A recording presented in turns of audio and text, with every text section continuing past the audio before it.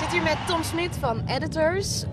Tom, the first time you played at Lowlands is 2005. It was 2005. Do you still remember that gig? I mean, I've talked about this quite a lot, but yeah, because that was the show where our gear didn't make it to the show.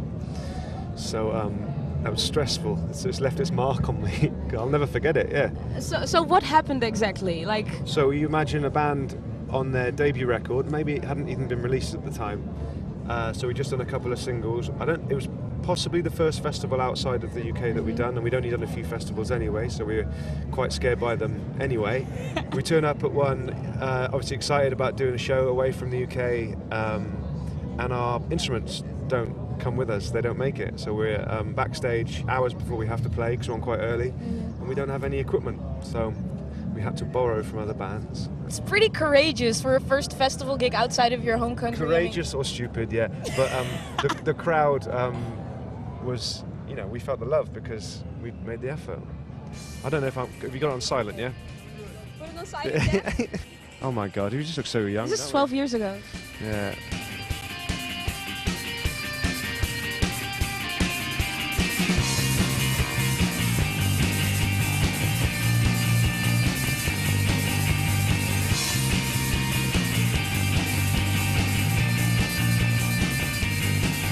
I'm so glad I found this. I'm so glad I did.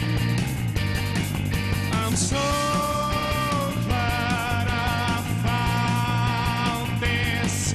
I'm so glad I did.